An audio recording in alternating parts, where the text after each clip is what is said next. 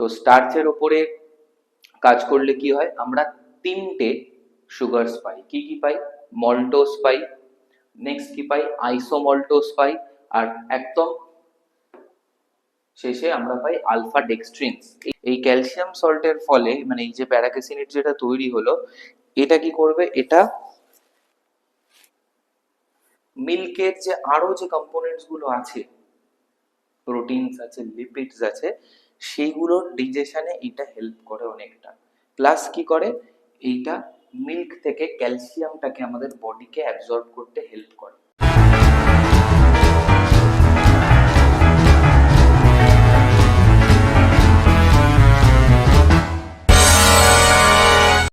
Welcome back to B2S academy. আজকে আমরা mechanism of ডাইজেশনটা নিয়ে একটু আলোচনা করব। কি এনজাইম কাইনেটিক্স আছে, কোন কোন এনজাইম লাগে, কি রিঅ্যাকশন মেকানিজম, আমরা একটু ডিসকাস করব। তো প্রথমেই আমাদের ডাইজেশন অফ ফুড কিন্তু শুরু হয়ে যায় বাক্কাল ক্যাভিটি থেকে, ঠিক আছে? বাক্কাল ক্যাভিটিতে যে চিউড যে খাবারটা, সেটাকে আমরা বোলাস বলি, সেটার উপরে স্যালাইভার কি কি এনজাইম কাজ করে আমরা দেখব। মেন যে এনজাইমটা কাজ করে আমাদের বোলাসের উপর, that is salivary amylase, also known as ptyalin. টায়ালিনের স্পেলিং হচ্ছে এটা, অলসো নোন অ্যাজ টায়ালিন, পিটা সাইলেন্ট, হ্যাঁ, টায়ালিন। তো কি করে, মেন যে আমাদের ফুডের কম্পোনেন্ট সেটা হচ্ছে starch. Starch is a polysaccharide, it is a complex carbohydrate.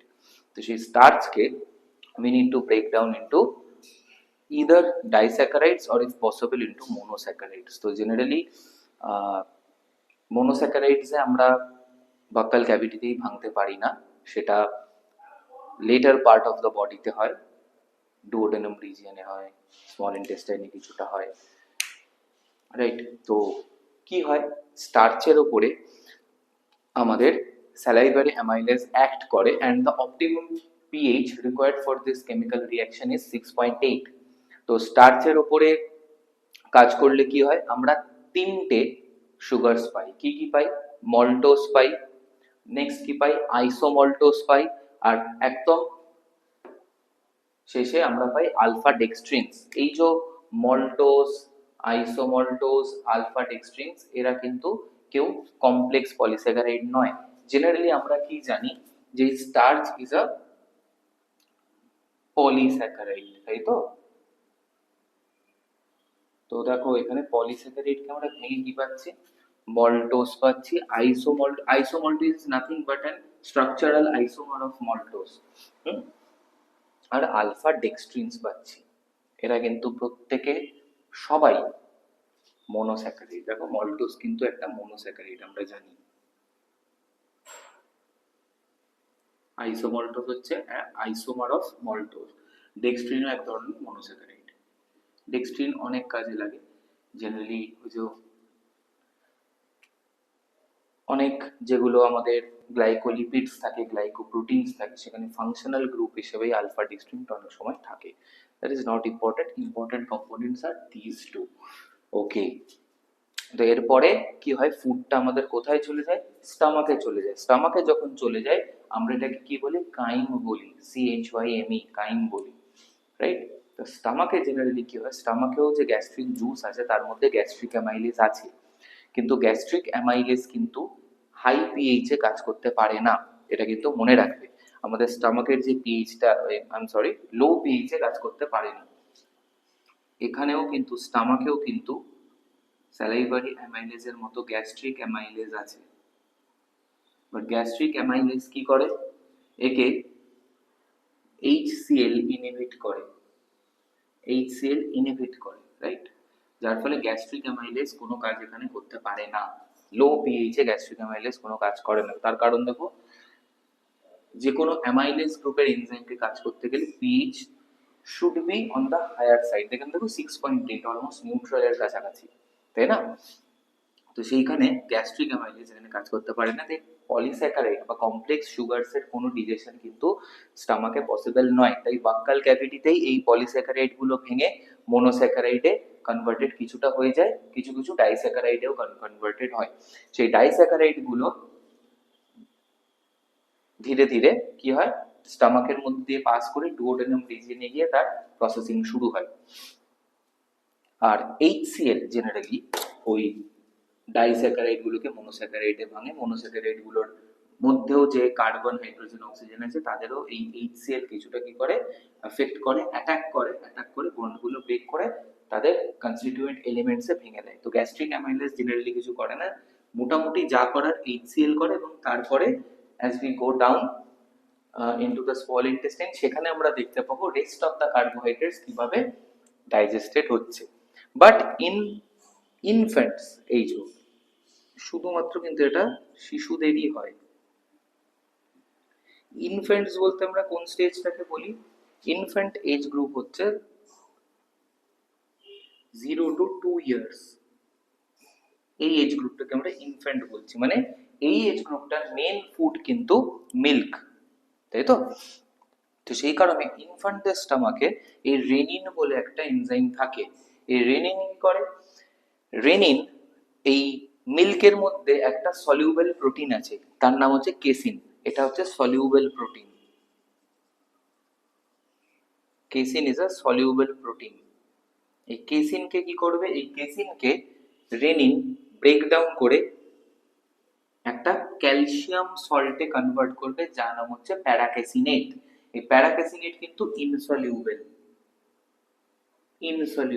হ্যাঁ। আর এটার মধ্যে কিন্তু Ca2+ আয়ন্স আছে।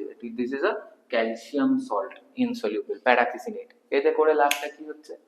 এই ক্যালসিয়াম সল্টের ফলে মানে এই যে প্যারাকেসিনেট যেটা তৈরি হলো, এটা কি করবে? এটা মিল্কের যে আরো যে কম্পোনেন্টস গুলো আছে, প্রোটিনস আছে, লিপিডস আছে, সেইগুলোর ডিজেশনে এটা হেল্প করে অনেকটা। প্লাস কি করে? এইটা মিল্ক থেকে ক্যালসিয়ামটাকে আমাদের বডিকে অ্যাবজর্ব করতে হেল্প করে, এই প্যারাকেসিনেট সল্টটা। এটা অনলি ইনফ্যান্টদের থাকে, এটা কিন্তু অ্যাডাল্টদের পাওয়া যায় না। এই যে রিঅ্যাকশন মেকানিজমটা আমি দেখালাম, এটা কিন্তু অ্যাবসেন্ট ইন অ্যাডাল্টস। তোমরা অনেক সময় শুনে থাকবে, এটা কিন্তু অ্যাবসেন্ট ইন অ্যাডাল্টস। তোমরা অনেক সময় শুনে থাকবে যে আমাদের অনেক মানুষের ল্যাকটোজ ইনটলারেন্স আছে, মানে দুধ বা দুধ জাতীয় কিছু খেলে তাদের সমস্যা হয়। কেন? তার কারণ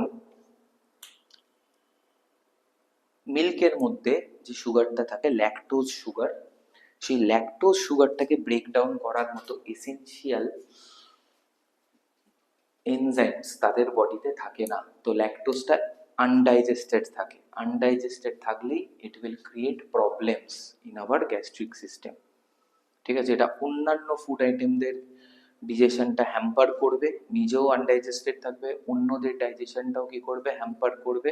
করে it will cause indigestion, it will cause bloating of your stomach due to build up of gases and a lot of other discomforts. তো সেটাও কিন্তু ল্যাকটেজ বলে একটা এনজাইমের জন্য হয়। এই যে রেনিন আছে, তেমনি ল্যাকটেজ বলে একটা এনজাইম আছে আমাদের বডিতে। সেই এনজাইমটা যদি বড়দের থাকে, বাচ্চাদেরও থাকে, বড়দেরও থাকে। বড়দের বডিতে রেনিনটা স্টামাকে কাজ করে না।